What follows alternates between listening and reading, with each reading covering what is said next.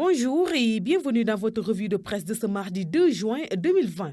Les quotidiens reçus ce mardi commentent la volte-face du gouvernement sur la réouverture des classes d'examen initialement prévues ce mardi et reportées en raison de contamination au Covid-19 chez les enseignants. Des cas de personnel enseignant testés positifs au Covid-19 ont été enregistrés dans la région de Ziguinchor.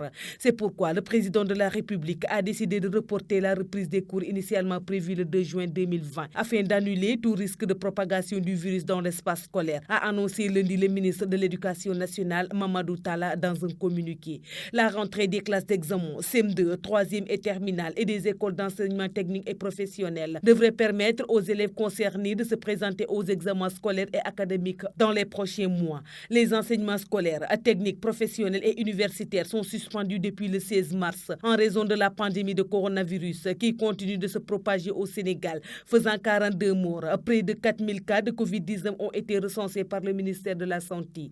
Le journal Enquête présume que le report de la réouverture des classes d'examen s'explique par les avertissements donnés par les acteurs de l'éducation au gouvernement concernant le protocole de sécurité sanitaire, c'est-à-dire les conditions nécessaires à l'ouverture des classes, acquisition de matériel de protection du Covid-19, distanciation sociale pour prévenir le Covid-19.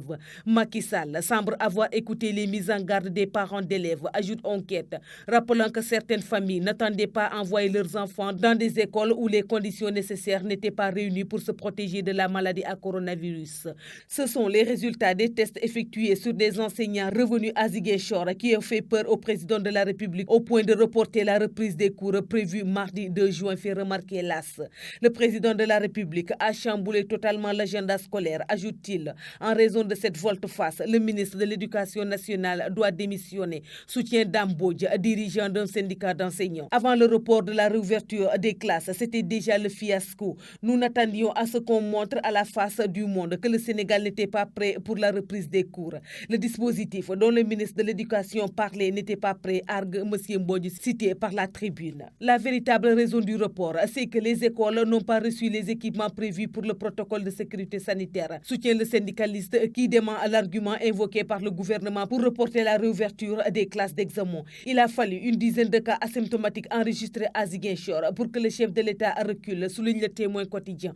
Source A de sa part déduit du report que Macky Sall et son ministre de l'Éducation nationale font de l'amateurisme leur tasse de thé. Macky Sall rate sa rentrée, écrit Sud Quotidien, qui voit la cacophonie totale dans les décisions du gouvernement concernant l'enseignement en cette période de pandémie de Covid-19. Reste maintenant à savoir si cette rentrée des classes se fera un jour face à un ennemi invisible, sournois qui est loin d'avoir jeté les armes, poursuit Sud Quotidien, faisant allusion à la pandémie de coronavirus. La région de Dakar, principal foyer de contamination de la maladie à coronavirus au Sénégal, préoccupe Walf Quotidien. Dakar face à son destin, écrit le journal, faisant remarquer sur la base des données fournies par le ministère de la Santé que la région de Dakar concentre 70% des cas de coronavirus recensés dans le pays. La capitale est en passe de devenir une bombe sanitaire, lit-on dans le même journal. Il annonce qu'une nouvelle stratégie de prévention de la lutte contre la maladie devrait être abordée mardi par le Comité national de gestion des épidémies pour la région de Dakar. Dakar, un cas qui préoccupe, souligne le Témoin quotidien. C'est tout pour votre revue de presse de ce jour. Merci de nous avoir écoutés. Au revoir.